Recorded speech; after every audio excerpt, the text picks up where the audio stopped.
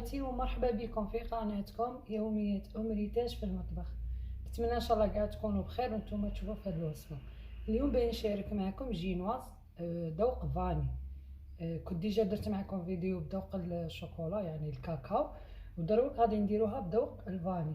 كاين بزاف ما تنجحش معاهم ويبغوا هكا الاسرار تاعها، وكاع انا راح نعطيها لكم خطوه بخطوه، ما راح كيما نقولوا نضيع حتى خطوه عليكم.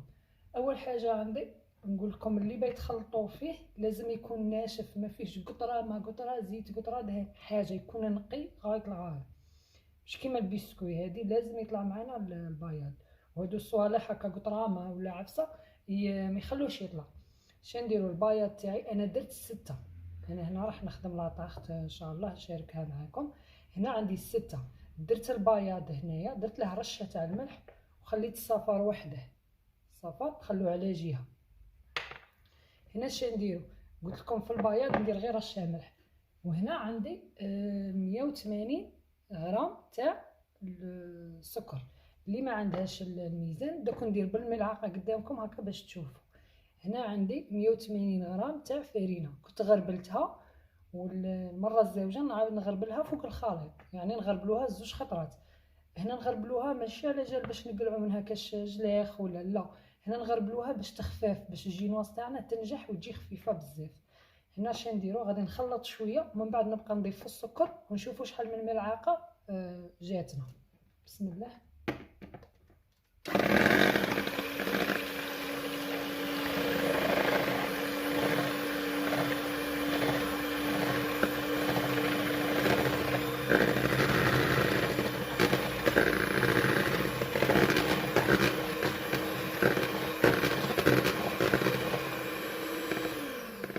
هنا الخليط ماشي حتى يبيض كاع، غير هكا شويه نفركتوه كيما نقولوا يدير غير رغوه. غادي نحاولوا باش السكر تاعنا نقسموه على 3 دفعات، ما نحطوهش خطره واحده. دوك نحسبوا شحال ومن بعد نقسموه. هنايا تاكدوا بلي اي اناء نبغوا نخدموا به يكون ناشف. بسم الله. نحطوا هنا 2 نديروهم نخلطوا ومن بعد نزيدوا. هنا درنا 2 ملاعق.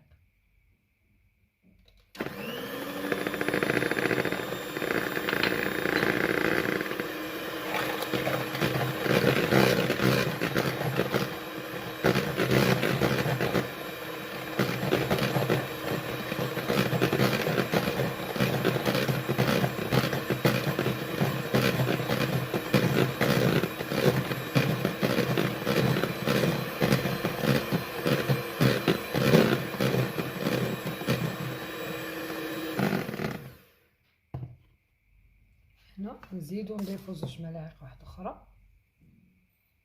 ملعقه شوفوا كيفاش تكون معمره، يعني هنا درنا 4 تاع الملاعق تاع السكر.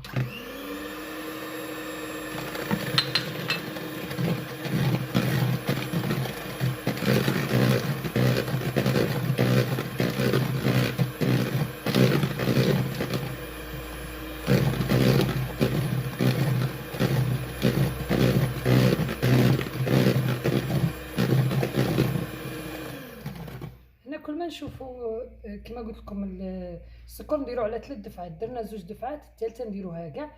هنا كل ما نشوفوا هكا السكر نحسوا بلي داب معانا نضيفوا الدفعه اللي موراها. هنا درنا 4، نزيدو نشوفوا هنا شحال غادي يعطينا. 5 6 7 نقولوا قريب 9، يعني 8 يكونوا معمرين غايه، ولا 8 ونص، يعني 9 ما نعمروهاش بزاف. تاني السكر كي يكون بزاف غادي يجي الناس تاعنا تيبس. هذه الدفعه راح نديروها ثالثه.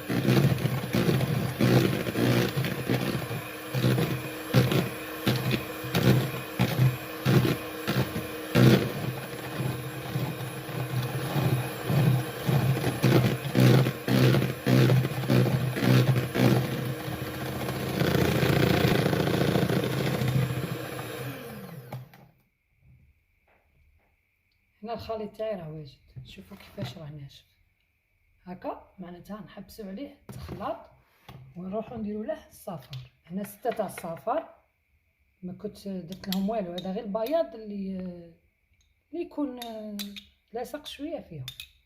خلطوهم مليح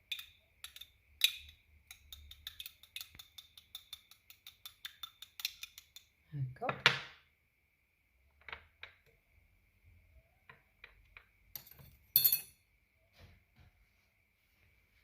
هنا نضيفه ونبقى نخلط.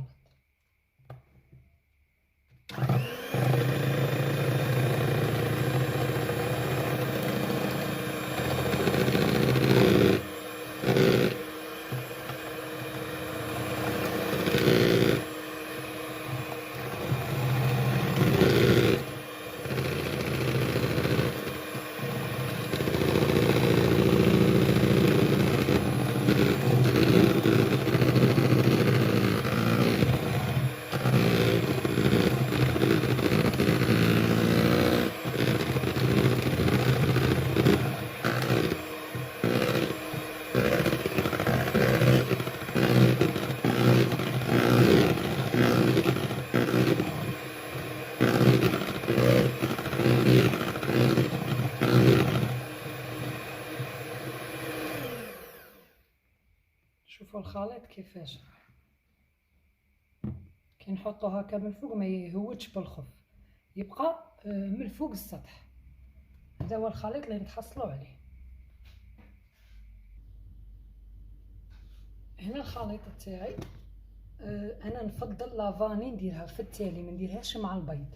هي ما غاديش تخسر تفزده ولا، بصح انا نبغي نديرها مع التالي باش ريحتها تبقى غير مع الفرينه، تبقى مش كيما نبقاو نخلطو تروح ريحتها. هذا اللي عيب في البيض، انا ما نجمش ريحه البيض، على هادي انا نفضل اصلا الجينواز تاع الشوكولا، ما نبغيش كاع الفاني. هنا راح نشوفوا كيفاش نحسبوا ثاني الفرينه. هنا غلفت البلاط تاعي، البلاط تاعي 25 على 30 نورمالمون. كنت ديجا هذا الورق خدمت به، قلبته ودرت به هكا اللي يكون بيخدم لي كوموند وكاع، باش يطيح في حساب كيما نقولوا ينقص على روحه شويه مصاريف. يعني الورق غير اللي تخدموا به تقلبوه، الا كان عندكم شحال من جينواز نفس المول تقلبوه تعاودوا تخدموا به، يعني تخدموا به 2 خطرات منا ومنا، ومن بعد ترموه هكا باش تنقصوا على روحكم شويه. هنا نشوفوا الفرينه شحال عندنا. الفرينه قلت لكم كنت ديجا غربلتها، نزيد نغربلها. بسم الله. فرينه نديرو هكا وحده معمره باش نطيحو في الحساب نيشان. بسم الله. وحده، 2،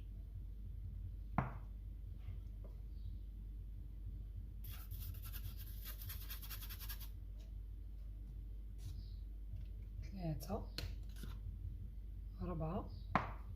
ان شاء الله الا كاش حاجه هكا ما فهمتوهاش ولا ان شاء الله كاع نرد عليكم، خلوا لي في التعليقات ماشي مشكل. هنا عندي 4، 5، نقولوا 6 معمرين، 6 معمرين تاع فرينه. هنا اللي تبغي ديرها كاكاو تشوف الفيديو اللي راني دايرته بذوق الشوكولا، ولا تنقص ملعقه ودير ملعقه فرينه وتعوضها ملعقه كاكاو. هادو اللي ما عندهمش الميزان، اللي عندهم الميزان يديروا 180 سكر و180 تاع فرينه في 6 بيض. هنايا لافاني ما قلت لكم، يعني 6 ملاعق تاع فرينه. هنا غادي نعاود نغربلها. قلت لكم كل ما تغربلوها كل ما تجي الجينواز خفيفه. نفس الشيء هذا الخليط الثاني تاع المواد الجافه نديرها على 3 دفعات. ندير الاولى هكا،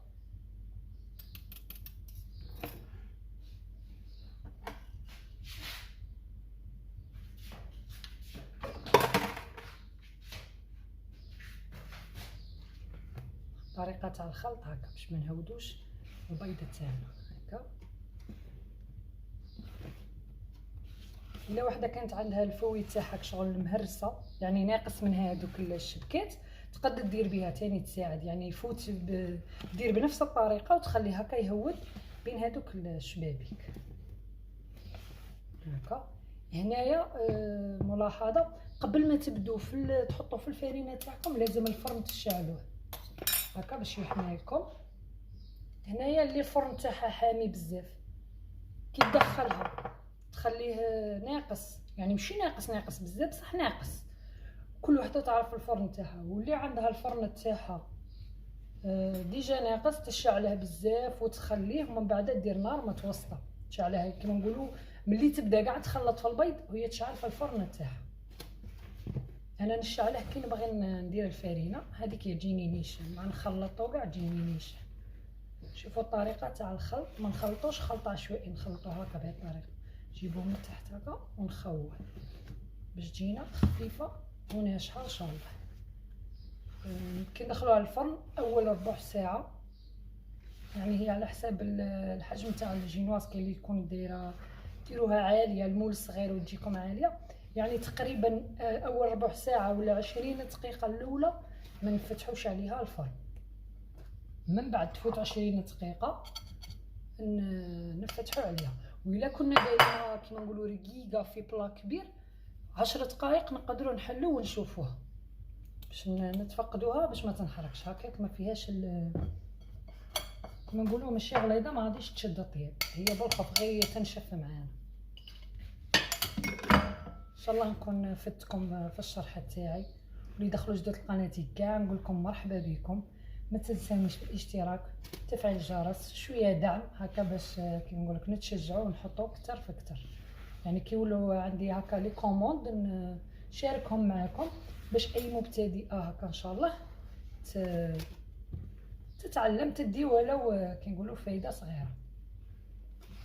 هنا انا شفتو ما نخدمش بوسائل كيما نقولوا بزاف. اللي يكون عندها هكا باغيه تبدا هذا المشروع وتبغيه، اول حاجه ننصحك بها هي الباتور ضروري. تشري من اول مره تشري حاجه شابه باش ما تبقيش كل ربح تروحي تشري باتور، باسكو كاين هذوك الرخاص بصح ما يشدوش. تشري حاجه شابه. وثاني حاجه اللي هي خدمي سكين تاع المنشار باش كي تقطعوا الجينواز تجيكم شابه، ما تفتتش وما تعجنش ما تخسرش كاع. شوفوا انني نهضر بصح راكم تشوفوا في الطريقه تاع الخلط كيفاش دايره، الخليط تاعي كيفاش راه. هذه هي النتيجه اللي نتحصلوا عليها، تاكدوا باللي الجينواز راها ناجحه. يبقى لكم غير في الطياب ماشي حاجه هكا. انا كما قلت لكم كاين بزاف سقساوني قالوا لي كيفاش تغلفي الورق هكا في البلا بصح بلا ما يغبنك يبقى يروح ويجي. انا ندير يا دهان يا شويه من الخليط هكا، ديري هكا. ديجا راني انا دايره قلت لكم كنت نطيب، راه عندي غادي نخدم لاطاخ نشاركها معكم ان شاء الله.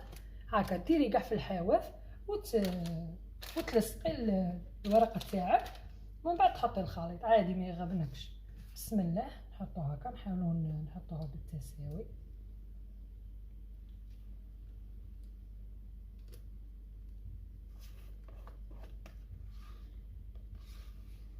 ثاني ملاحظه ما قلتها لكمش، البيض لازم يكون برا ما يكونش في الثلاجه، يكون كما نقولوا في المطبخ، كما نقولوا لازم يكون حامي، خاطر الا كان بارد ما غاديش يطلع معكم، ما تعطيكم حتى نتيجه.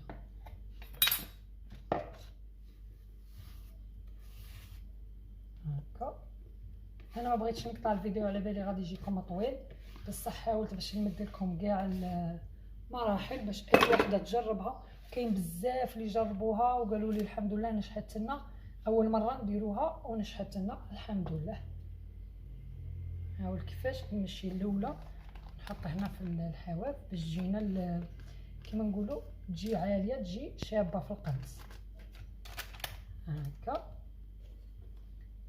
ونديروا بهذه الطريقه هكا، ديروا ملعقه سكين فرشيطه، المهم ديروا هذه الطريقه باش يتوزع الخليط بالتساوي هكا هكا. شوفوا لك 6 في وحده، بلا ما نديروا بهذيك الملعقه الكبيره ولا عفسه، غير هكا غادي يعطينا نتيجه شابه. انا الفرن تاعي راه حمى، نروح ندخلها كما قلت لكم ربع ساعه الاولى ممنوع نفتحوا عليها. من بعد كي نفتحوا عليها، كاين اللي كي طيب من تحت تمتم تتحمر من الفوق، وكاين اللي لا، اللي شارفها طابت من تحت ونشفت توشوها غير بشويه. علاش شفناها نشفت ومازال ما تحمرتناش، نشعلوا عليها الشعله كي نقولوا خفيف، ما نغفلوش عليها، غادي ديرها يتحمر البيض، ونقلعوها يعني نعطوها غير داك اللون شويه قهوي ولا المهم ينشف لنا البيض تاعنا. هذه الطريقه ثاني مهمه باش الجينواز تجينا خفيفه. هكا نخلطوه مليح هكا وندخلوها للفرن، ومن بعد ان شاء الله تشوفوها واجده. وهنا الجينواز تاعي طابت، خليتها في الفرن حتى تبرد. نجيب هكا الشباك، وهنايا قليله خاطش كيما نديروا البيض هكا باش الكاغط ما يهرب لناش. كما قلت لكم كنت ديجا خدمت به من قبل، نديرو هكا بكل سهوله. ما يلصق ما والو هكا.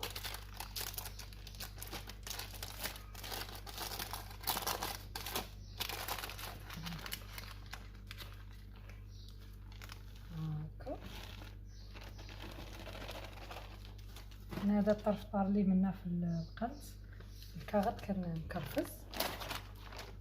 شوفوا كيفاش جات عاليه، ان شاء الله يكون في الفيديو باين لكم باللي خفيفه بونج، جات تهبل تهبل تهبل.